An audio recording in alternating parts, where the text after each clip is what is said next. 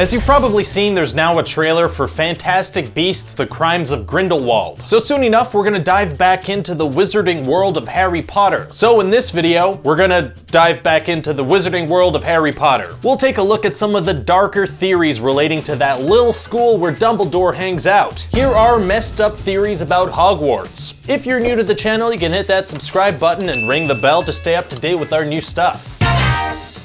Voldemort obviously had a lot of dark plans going on, and luckily Harry and his friends thwarted most of them. But there's a theory about one of his plans that Harry stopped without even realizing that involves Hogwarts. And this plan was pretty damn evil and also kind of genius. So in Harry Potter and the Goblet of Fire, Harry gets transported into a graveyard because the Triwizard Cup was actually a portkey. But the cup doesn't behave like a normal portkey. Those usually travel one way, but the cup travels two ways. And not only that, but it travels to a new location at the front of the maze, not back to where it originally launched from. So if Barty Crouch Jr. enchanted the cup to trap Harry in the graveyard, why would he have included that return trip? Well, this fan theory says that the original plan was that Voldemort was gonna travel back to Hogwarts, and he was gonna go undercover along with Barty Crouch Jr. After all, with Harry dead, he would have had a full head of hair to make a lot of Polyjuice Potion. So Voldemort himself would have infiltrated Hogwarts as Harry Potter that nobody would have known was dead. Pure evil and pure genius.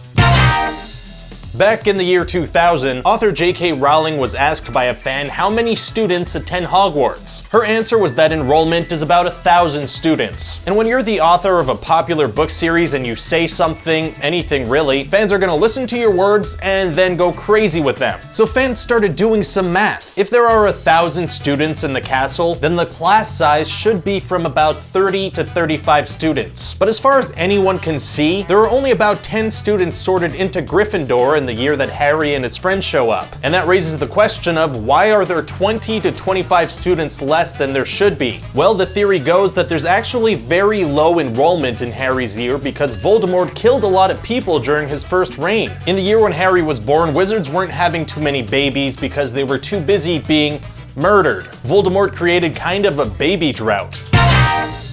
This is probably the most depressing fan theory about Hogwarts. It basically says that Hogwarts doesn't actually exist, or that it does but only in Harry's imagination, kind of like Fight Club but on a really big, really magical scale. The theory says that Harry Potter actually kind of went insane living at the Dursleys, and so he ended up in a mental institution. Then in his mind he kind of created this whole story about a wizarding school as a way to cope with it. And so pretty much everything in the Harry Potter series, all the characters, all the locations have to do with mental illness in some way. Some fans really went into a lot of detail here, so if you're interested in reading all the ways in which this theory actually could work, search Harry Potter Mental Institution on Google. It goes pretty deep.